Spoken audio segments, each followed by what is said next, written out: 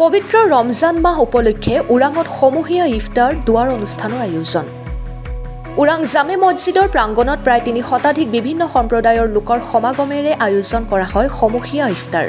জাতি, ধৰ্ম, বৰ্ণ, ভাষা নিৰ্বিশেষে সকলোৱে অংশগ্ৰহণ কৰে এই ইফতাৰ অনুষ্ঠানত।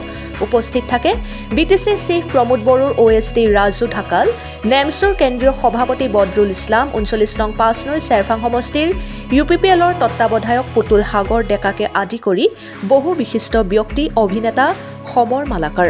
ইফতাৰৰ লগত সংগতি ৰাখি বিশ্ব শান্তি, ভাতৃত্ববোধৰ বাবে কৰে দোৱা। ইছলাম ধৰ্মৰ পবিত্ৰ ৰমজান মাহত দিনটো অনাহাৰে থাকি ৰোজা ৰাখি বিশ্ব শান্তিৰ দোৱা কৰে ইছলাম ধৰ্মী লোকসকলে। Bureau report, Arunodoi Assam. এই মাহত ৰমজান পবিত্ৰ ৰমজান চলি আছে আৰু আজি 19তম দিন আৰু 11 দিন বাকী আছে। চ' এই পবিত্ৰ ৰমজানৰ মাজতে আমি আমাৰ মাজৰ যিটো মিলা প্ৰীতি বা আমাৰ যিটো সমন্বয় সেইটো ৰাখি কণ্টিনিউ কৰি পেলাই আজি আমাৰ ওৰাং জামে মছজিদত নেমছুৰ নেতৃত্বত বা ইয়াৰ আমাৰ আঞ্চলিক যিখিনি কমিটি আছে জামে মছজিদৰ কমিটি, তেওঁলোকৰ নেতৃত্বত আজি এটা ভাতৃত্ববোধৰ চিনাকি বা ভাতৃত্ববোধৰ এটা পিকচাৰ দেখা পোৱা গৈছে আৰু মোক নিমন্ত্ৰণ কৰাৰ বাবে মই যথেষ্ট সুখী আৰু ইয়াত আহি বিৰাট ভাল পাইছোঁ।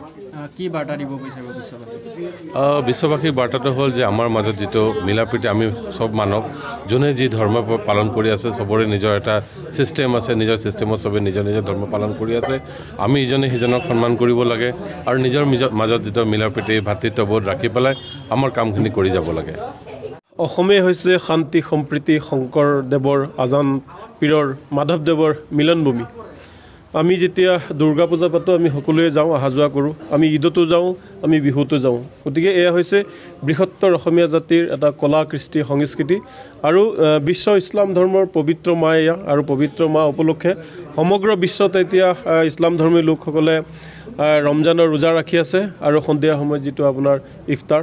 আৰু অনুৰূপ আজি আমাৰ এই ওদালগুৰি জিলাৰ এই ওৰাং জামে মছজিদত আজি আমি সমূহীয়া ইফতাৰ আৰু দোৱা অনুষ্ঠানৰ আমি আয়োজন কৰোঁ।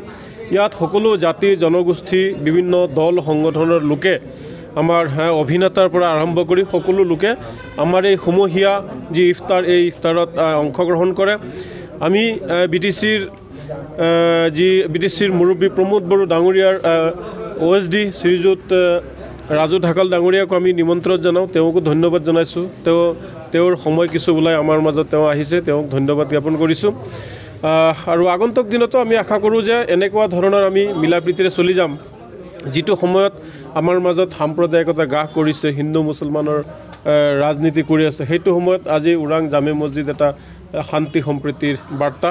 তো এই বাৰ্তাৰ পৰা সকলোকে অনুৰোধ জনাওঁ যে অসমত এনেকুৱা ধৰণৰ সমন্বয় আমাৰ মাজত জীয়াই থাকক, মানুহ আৰু মানৱতা মানুহৰ মাজত বৰ্তি থাকক পৃথিৱী থকালৈকে, যাতে আমি এনেকুৱা মিলি আমি পৃথিৱীৰ ভালৰ হকে, মানৱ জাতিৰ কল্যাণৰ হকে, মানৱ জাতিৰ মংগলৰ হকে যাতে আমি সকলো হিন্দু মুছলমান মিলিজুলি আমি এনেদৰে আল্লাহ ভগৱানৰ ওচৰত দোৱা প্ৰাৰ্থনা কৰিব পাৰোঁ, তাকে আমি কামনা কৰোঁ। এই পবিত্ৰ ৰমজান মাহত সমূহ ইছলাম ধৰ্মী আমাৰ জনগণক আগন্তুক আহিবলগীয়া ঈদ আহি আছে, ঈদ তথা ৰমজানৰ সকলোকে শুভেচ্ছা জনালোঁ।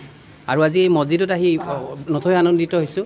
এনেদৰে আমাৰ মৰমৰ এনাৰ্জিদাৰ সদায় বান্ধ খাটি থাকিব লাগে আৰু থাকিবও। যিমান ষড়যন্ত্ৰ নকৰক, যিয়েই নকৰক, অলপ সময়ৰ বাবে হয়তো আমাৰ মাজত কিছু বিশৃংখলতাৰ সৃষ্টি হ'ব পাৰে, কিন্তু আজিৰ এই মছজিদৰ পৰাই সকলোৱে জানিব যে আমাৰ একতাৰ এনাজৰীডাল কোনেও ছিঙি পেলাব নোৱাৰে। আৰু আমি সকলোৱে এনেকৈ মিলিজুলি আমি আগবাঢ়ি যাব লাগিব, অসমখন উন্নতিৰ দিশত লৈ যাব লাগিব। আহক আজি এই ৰমজান মাহত সকলোৱে একত্ৰিত হওঁ, এজনে সিজনক সহায় কৰোঁ আৰু একেলগে হাতত হাত ধৰি আগবাঢ়ি যাওঁ।